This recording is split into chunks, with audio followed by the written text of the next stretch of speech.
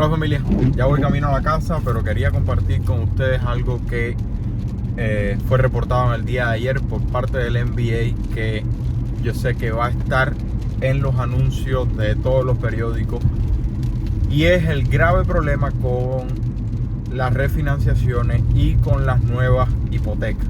Y yo sé que los headlines van a ser bien grandes. Y además de eso voy a compartir con ustedes un análisis que hizo Mike Zuber, una de las personas de las que más he aprendido en este país acerca de economía general y de real estate en específico. ¿Y qué es lo que habla Mike Zuber acerca de el error que hemos estado cometiendo por 2 años en cuanto al análisis que hemos hecho del mercado inmobiliario, ya que el problema realmente no ha sido inventario, el problema ha sido otro?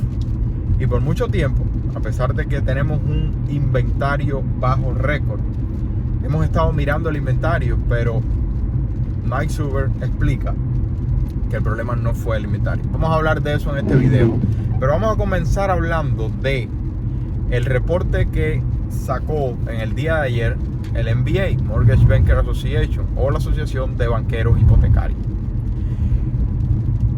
Las aplicaciones hipotecarias cayeron 15% en una semana. Déjame repetir porque el número es grave. Las aplicaciones hipotecarias cayeron 15% en una semana y cayeron 60% en un año. O sea, de nuevo, cayeron 60% en un año. ¿Por qué? Yo les he estado explicando de que mamá y papá compran con financiamiento. ¿Qué significa eso? Que no es el precio de la propiedad, es el precio, es el interés y es el salario. Y entonces hemos tenido por 2 años tasas hipotecarias bajas históricas. Y eso hizo no solamente que los precios de las propiedades subieran porque la persona podía permitirse un préstamo hipotecario más alto, sino que también hizo que tuviéramos millones de familias refinanciando la hipoteca porque los intereses estaban así de bajos. Entonces, de marzo del 2022, de marzo del 2021 a marzo del 2022, hubo un declive en la cantidad de refinanciaciones de 60%. Ese es el gran poder que tienen las tasas hipotecarias y la política económica de la Reserva Federal.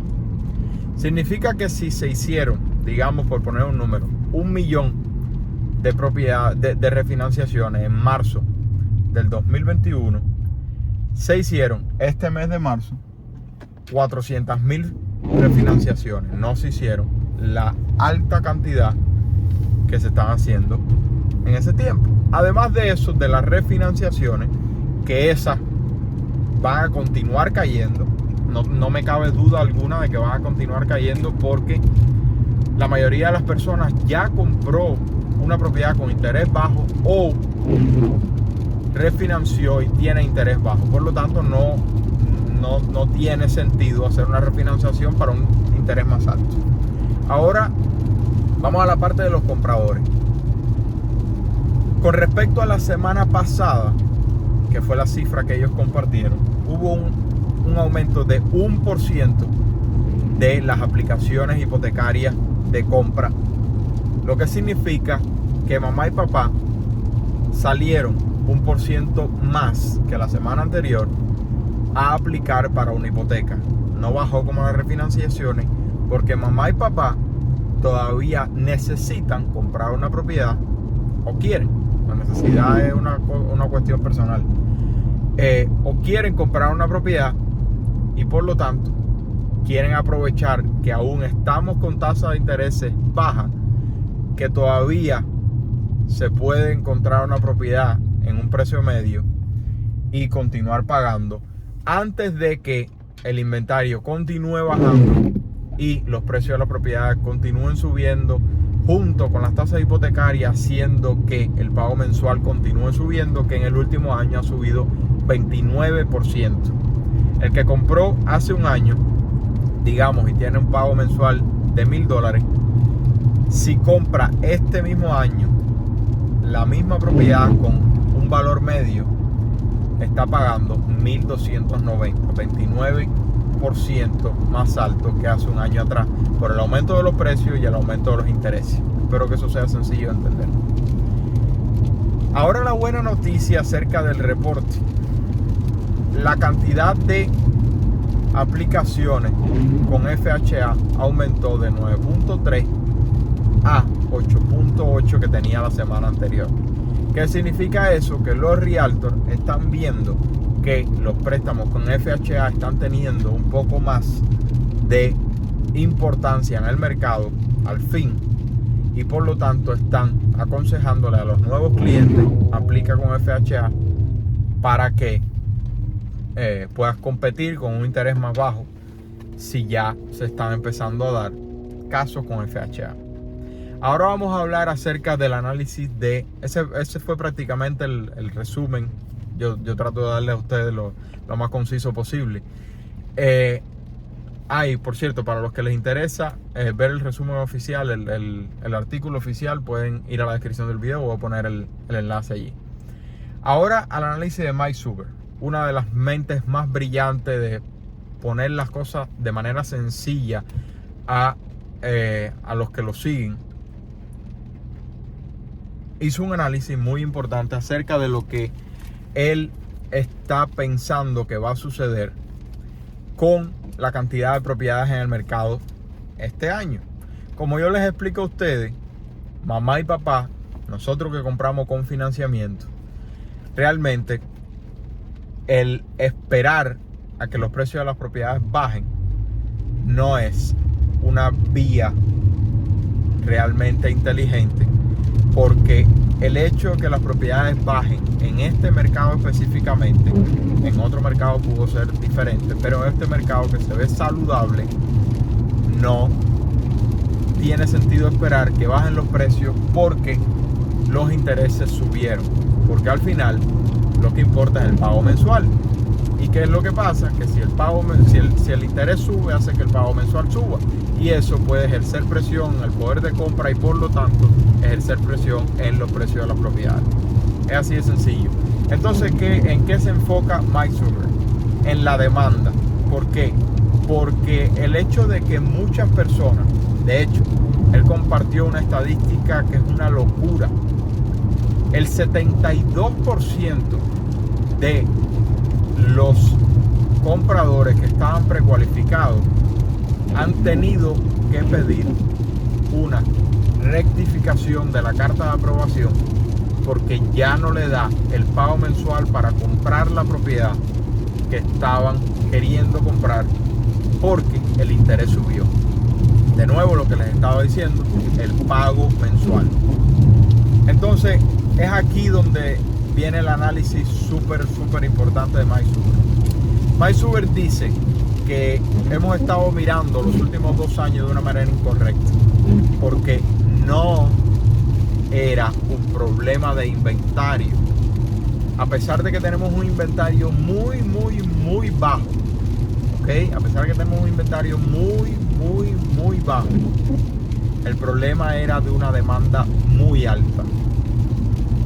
¿Por qué? Porque al bajar tanto las tasas de interés y al haber tantos inversores y al haber una renta tan alta y por lo tanto mamá y papá veían una opción más viable en la compra de una propiedad, hubo un frenzy, o sea, una locura por comprar una propiedad, y eso junto con las tasas de intereses bajas ha hecho que los precios de las propiedades suban y otros factores más. Pero él dice que el mayor problema que tuvimos el último año fue la demanda tan alta que tuvimos, con 6.5 millones de transacciones, que era fue una cifra récord. Entonces él dice, esto se va a ver afectado y estos son los números estimados que yo tengo. Vamos a ver esos números, y es empezando con segundas propiedades. La demanda de segundas propiedades, ¿por qué se da? Porque hay personas que quieren comprar una propiedad en un mercado en el que no viven. Por ejemplo, tú vives en California, quieres comprarte una propiedad en Miami para cuando vengas a visitar a tu familia en el sur, y obtenías una propiedad, un préstamo vacacional, de propiedad vacacional o un segundo mortgage, cualquier tipo de préstamo, y comprabas esa segunda propiedad si eres una persona que te lo podías permitir. Rentabas la propiedad, vivías 14 días del año fuera de ella, chirrin chirrán. Dice que dado el alto costo de vida que se va a ver en los próximos años y dadas las altas tasas de intereses, va a ser mucho menos apetecible para compradores que ya tienen una propiedad comprar una segunda propiedad de recreo, ¿ok? No una propiedad de inversión. Entonces, él asume un 20% menos de demanda en este tipo de comprador. El próximo comprador, el comprador que hace una reducción de propiedad. O sea, como ustedes bien saben, el tiempo estimado de vida de una familia en una propiedad es alrededor de 11 años como promedio en los Estados Unidos. Porque primero, ¿sabes? Una persona compra un apartamentito para vivir solo, después se casa, tiene un niño, se compran una casa, después tienen 2 niños más, se compran una casa más grande, los niños crecen, se van, se compran una casa más pequeña. Y entonces, como promedio, estadísticamente hablando, en los Estados Unidos, una propiedad dura en manos de una familia alrededor de 11 años como promedio. Entonces, él dice que al haber tenido unas tasas de hipotecas tan bajas en los últimos años, todo el que ha comprado o refinanciado va a mantenerse donde están viviendo, porque, como hablamos anteriormente, comprar una propiedad, a pesar de que sea más pequeña, resulta en un pago más alto del que resultaba en la que vives actualmente, porque los precios siguen siendo altísimos y las tasas hipotecarias están continuando subiendo. Por lo tanto, él asume una caída en la demanda de este tipo de comprador en un 30%. Entonces, aquí un número positivo, a pesar de que no lo suficientemente positivo. Él asume un aumento de propiedades en el mercado de un 10% por parte de los constructores. Yo, de hecho, no concuerdo del todo con esta idea en cuanto a las constructoras, porque me parece que las tasas hipotecarias van a poner tanta presión en la apreciación de las propiedades, y la inflación está haciendo que cada vez sea más costoso y más costoso y más costoso para la constructora terminar un proyecto, que eso va a restringir tanto los márgenes de ganancia. O sea, si tú subes los costos de materiales, los costos de mano de obra, la propiedad le cuesta más a la constructora terminarla. Y a la misma vez, este es el precio de producción de la propiedad. A la misma vez, si tú aumentas, si la Reserva Federal continúa aumentando las tasas de interés y eso hace presión en los precios de las propiedades, eso va a hacer que el tope baje y la parte baja, la línea de producción, aumente, haciendo que los márgenes de ganancia se restrinjan. Y por lo tanto, yo no veo que las constructoras vayan a tener muy buenos años en este futuro cercano que tenemos. Espero estar equivocado, porque nosotros como comunidad hispana, y específicamente yo, que estoy en el mundo de la construcción, de los proyectos arquitectónicos, etcétera, etcétera, sé que vamos a sufrir, una gran parte de la comunidad y una de las mayores industrias de la economía, que es la industria de la vivienda, va a sufrir. Espero estar equivocado. Mike Sober dice que él ve un 10% de aumento en la cantidad de propiedades que las constructoras van a poner en el mercado. Entonces, la próxima categoría, las propiedades de flipping, o sea, no nuevas construcciones, sino los flipping. De la misma manera que pienso de las constructoras, voy a pensar de los flippers. En un ambiente de apreciación de propiedades, o sea, del aumento de los precios de las propiedades, es muy fácil hacer dinero con flipping. Es muy fácil hacer dinero con flipping. Porque no importa cuántos errores cometas en tu presupuesto y en tu construcción y en todo el proceso, como los precios de las propiedades están subiendo tanto, tu margen de ganancia se mantiene o incluso aumenta. Sin embargo, en un ambiente como el que estamos a punto de vivir, de contracciones de la apreciación de las propiedades por la política económica, el que compre una propiedad y cometa todos los errores que lamentablemente se cometen en los proyectos de flipping, va a perder el margen de ganancia o incluso ir negativo. Y eso yo pienso que va a continuar sucediendo, y los flippers van a poner cada vez más cuidado y por lo tanto especular menos y por lo tanto poner menos propiedades en el mercado. En este punto Mike Silver piensa de la misma manera. Él dice que las propiedades para flipping van a caer alrededor de un 10%. Ahora, otra noticia buena, a pesar de que es una gota en el cubo, pero bueno, es una noticia buena. Todas las propiedades que han estado en, por decirlo así, en parón de los pagos hipotecarios por el mortgage forbearance, que no está eliminado en todo el país, hay que tenerlo en cuenta. Esas propiedades van a comenzar a entrar en el mercado porque muchas de estas personas van a decidir vender para obtener la equidad de la propiedad y lamentablemente tomar malas decisiones con ese dinero. Entonces, él hace un muy buen punto que yo he tratado de, explicárselo a ustedes también. Cuando se ponen 200% arriba el número de pre-foreclosure, por supuesto que tiene que subir, porque es que estaban en cero prácticamente hace un año. Estaban detenidos en todo el país por parte del CDC y etcétera. El otro punto es el punto de los que deben prácticamente como obligación vender la propiedad. Estas son las personas, el día de ayer estaba comentando con ustedes, con equidad negativa, o que no pueden hacer el pago, o que perdieron el empleo y ya se fue el perdón y por lo tanto están bajo agua. Todas las personas que están obligadas, por así decirlo, a vender antes de entrar en un foreclosure.